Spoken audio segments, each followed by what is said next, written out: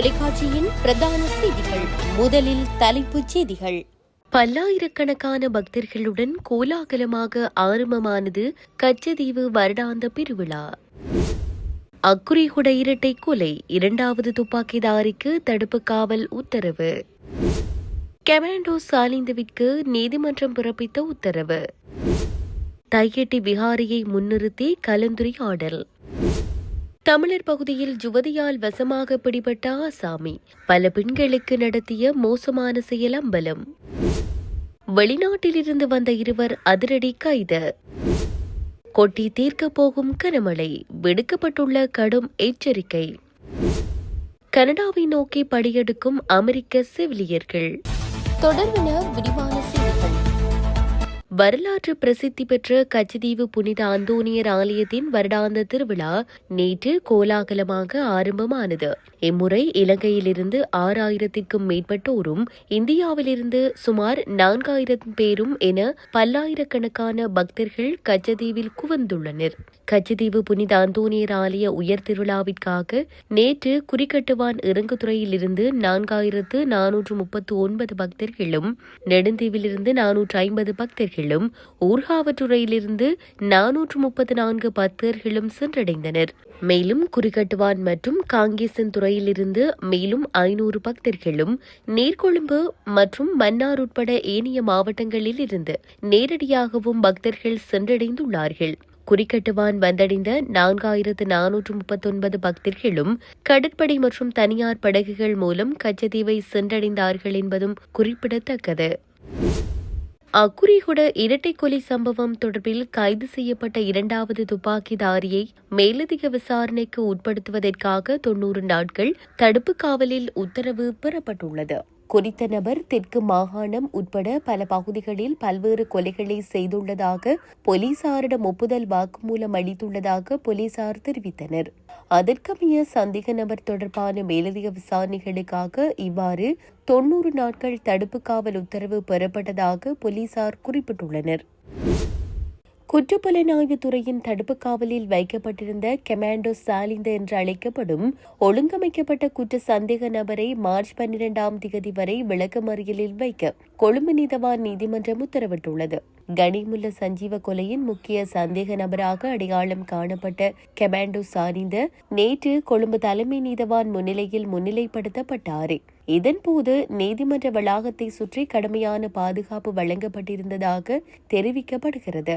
விசாரணையின் போது சிஐடி அதிகாரிகள் தங்கள் தொடர்ச்சியான விசாரணைகளின் முன்னேற்றத்தை விவரிக்கும் அறிக்கையை சமர்ப்பிப்பதாக தெரிவிக்கப்படுகிறது.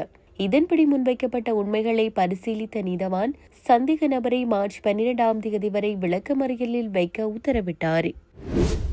தனியார் காணியை ஆக்கிரமித்து அமைக்கப்பட்டுள்ள தையட்டி விகாரியை முன்னிறுத்திய கலந்துரையாடல் அரசு மதமும் தனியார் காணியும் எனும் பொருளில் யாழ்ப்பாண பல்கலைக்கழக ஆசிரியர் சங்கத்தின் ஒழுங்கமைப்பில் நேற்று பல்கலைக்கழக நூலக கேட்போர் கூடத்தில் நடைபெற்றது.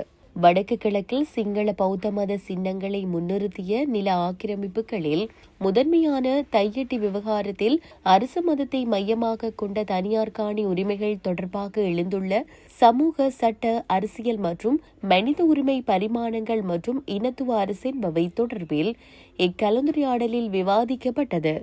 யாழ் பல்கலைக்கழக விரிவுரையாளர் கலாநிதி திருவாரங்கன், மூத்த சட்டத்தரணி கலாநிதி குருபரன், வலிவடக்கு பிரதேச சபையின் தவிசாளர் சுகிர்தன் மற்றும் தையட்டி விகாரையினால் நிலத்தினை இழந்த திருமதி சுகுமாரி ஆகியோர் குறித்த கலந்துரையாடலில் தங்கள் கருத்துக்களை முன்வைத்தனர். யாழ் பல்கலைக்கழக ஆசிரியர் சங்க தலைவர் கலாநிதி விக்னேஸ்வரன் தலைமையில் நடைபெற்ற இக்குறித்த கலந்துரையாடலில் நாடாளுமன்ற உறுப்பினர்களான ஸ்ரீதரன் கஜேந்திரகுமார், முன்னாள் நாடாளுமன்ற உறுப்பினர் செல்வராஜா கஜேந்திரன், வடக்கு கிழக்கு மாகாண முன்னாள் முதலமைச்சர் வரதராஜ பெருமாள், வலிவடக்கு பிரதேச சபை உறுப்பினர்கள், பல்கலைக்கழக மாணவர்கள், கல்வியாளர்கள், ஊழியர்கள், சமூக செயற்பாட்டாளர்கள் மற்றும் பொதுமக்கள் என பலரும் பங்கேற்று கருத்துக்களை பகிர்ந்து கொண்டமை குறிப்பிடத்தக்கது. அம்பாறையில் யுவதியொருவருக்கு தொடர்ந்து பாலியல் ரீதியில் தொல்லை கொடுத்து வந்த நபரொருவர் நேற்று கைது செய்யப்பட்டுள்ளார். சம்பவத்தில் அக்கரைப்பற்று பிரதேசத்தில் உள்ள 46 வயதுடையொருவரே இவ்வாறு கைது செய்யப்பட்டுள்ளார். சம்பவம் தொடர்பில் மேலும் தெரிய வருகையில், குறித்த நபர் யுவதி ஒருவருக்கு தொடர்ச்சியாக பாலியல் தொல்லை கொடுத்து வந்துள்ளார். இதனையடுத்து குறித்த யுவதி போலீசில் முறைப்பாடு அளித்ததை அடுத்து அவர் கைது செய்யப்பட்டுள்ளார். கைது செய்யப்பட்டவரிடம் மேற்கொண்ட ஆரம்பகட்ட விசாரணையில் அவர் அந்த பகுதியில் நீண்ட காலமாக பல பெண்களுக்கு பாலியல் தொல்லை கொடுத்து வந்துள்ளதாக தெரிய வந்துள்ளது. இதனையடுத்து குறித்த நபரை நீதிமன்றத்தில் முன்னிலைப்படுத்த நடவடிக்கை எடுத்துள்ளதாக போலீசார் தெரிவித்துள்ளமை குறிப்பிடத்தக்கது. சட்டவிரோதமான முறையில் வெளிநாட்டு சிகரெட்டுகளை நாட்டுக்குள் கொண்டு வந்து கட்டுநாயக்க விமான நிலைய வருகை முனையத்தின் கிரீன் சேனல் வழியாக கடத்தி செல்ல முயன்ற 2 இலங்கை பயணிகள் நேற்று அதிகாலை சுங்க அதிகாரிகளால் கைது செய்யப்பட்டுள்ளனர். இவர்களிடமிருந்து கைப்பற்றப்பட்ட சிகரெட்டுகள் சுமார் 1,35,00,000 ரூபாய் பெறுமதியானவை என மதிப்பிடப்பட்டுள்ளது. கைது செய்யப்பட்டவர்களில் ஒருவர் அவிசாவடி பகுதியைச் சேர்ந்த 27 வயதுடையவர் எனவும் மற்றவர் கல்முனை பகுதியைச் சேர்ந்த 53 வயதுடையவர் எனவும் அடையாளம் காணப்பட்டுள்ளனர். இவர்கள் இருவரும் நேற்று அதிகாலை 12 மணியளவில் துபாயிலிருந்து எமிரேட்ஸ் விமான சேவைக்கு சொந்தமான EK-648 என்ற விமானம் மூலம் கட்டுநாயக்க விமான நிலையத்தை வந்தடைந்துள்ளனர். அவர்கள் கொண்டு வந்த பயண பொதிகளுக்குள் மறைத்து வைக்கப்பட்டிருந்த 86,800 வெளிநாட்டு சிகரெட்டுகளை கொண்ட 434 சிகரெட் கார்ட்டூன்களும் 30 மின்னணு சிகரெட்டுகளும் சுங்க அதிகாரிகளால் கைப்பற்றப்பட்டுள்ளன. கட்டுநாயக்க விமான நிலைய சுங்க அதிகாரிகள் இந்த சம்பவம் தொடர்பான மேலதிக விசாரணைகளை முன்னெடுத்து வருகின்றனர். களுத்துறை, ரத்தினபுரி, காலி மற்றும் மாத்தறை மாவட்டங்களில் ஒரு சில இடங்களில் இன்று பிற்பகல் 2 மணிக்கு பின்னர் மழை அல்லது இடியுடன் கூடிய மழை பெய்யக்கூடும் என வளிமண்டலவியல் திணைக்களம் அறிவித்துள்ளது. நாட்டின் ஏனைய பகுதிகளில் பிரதானமாக சீரான வானிலை நிலவக்கூடும் என எதிர்பார்க்கப்படுகின்றது.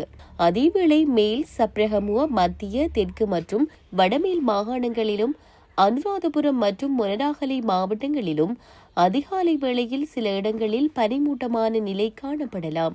இதனால் வாகன சாரதிகள் மற்றும் பொதுமக்கள் அவதானத்துடன் செயற்படுமாறு கேட்டுக் கொள்ளப்படுகின்றனர். மழையுடன் கூடிய வேளைகளில் பலத்த காற்றும் மின்னல் தாக்கங்களும் ஏற்படக்கூடும் என்பதால் பொதுமக்களை மிகுந்த அவதானத்துடன் செயற்படுமாறும் மின்னல் பாதிப்புகளை குறைக்க தேவையான முன்னெச்சரிக்கை நடவடிக்கைகளை எடுக்குமாறும் வளிமண்டலவியல் திணைக்களம் அறிவுறுத்தியுள்ளது. நூற்றுக்கணக்கான அமெரிக்க செவிலியர்கள் பாதுகாப்பான பணிச்சூழலை தேடி கனடாவை நோக்கி இடம்பெயர தொடங்கியுள்ளனர். அமெரிக்க ஜனாதிபதி டொனால்டு டிரம்பின் அதிரடி நடவடிக்கைகள் மற்றும் மருத்துவத்துறைக்கான நிதி குறைப்பு காரணமாக இவ்வாறான சூழல் உருவாகியுள்ளதாக தெரிவிக்கப்படுகின்றது. கடந்த ஜனவரி மாதம் 24ஆம் தேதி மினியாபோலிஸில் டிரம்பின் புலம்பெயர்தல் கொள்கைகளுக்கு எதிராக போராட்டம் ஒன்று இடம்பெற்றது. இதில் கீழே விழுந்த பெண்ணை காப்பாற்ற முயன்ற அலெக்ஸ் பிரெட்டி என்ற செவிலியர் அமெரிக்க அதிகாரிகளால் சுட்டுக் கொல்லப்பட்டார். அவரை ஒரு உள்ளூர் பயங்கரவாதி என ட்ரம்ப் நிர்வாகம் முத்திரை குத்த முயன்றதாக தெரிவித்து சமூக ஊடகங்களில் காணொளிகள் வெளியாகி சர்ச்சைக்குள்ளாகியிருந்தது. இந்த சம்பவம் அமெரிக்க மருத்துவ பணியாளர்களிடையே பெரும் அச்சத்தையும் அதிருப்தியையும் ஏற்படுத்தியுள்ளது.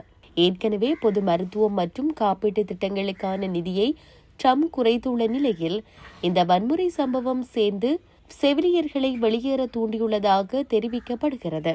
குறிப்பாக கடந்த ஏப்ரல் மாதத்திற்கு பிறகு கனடாவின் பிரிட்டிஷ் கொலம்பியா மாகாணத்தில் மட்டும் சுமார் 1000 அமெரிக்க செவிலியர்களுக்கு பணி அனுமதி வழங்கப்பட்டுள்ளது. மேலும் 2028ஆம் ஆண்டளவில் அமெரிக்காவில் 2.7 லட்சம் செவிலியர்களுக்கு பற்றாக்குறை ஏற்படும் என கணிக்கப்பட்டுள்ள நிலையில் சொந்த நாட்டு பணியாளர்களே அண்டை நாட்டை நோக்கி தஞ்சம் புகுவது ட்ரம்ப் நிர்வாகத்தின் மீதான பெரும் விமர்சனமாக உருவெடுத்துள்ளமை குறிப்பிடத்தக்கது.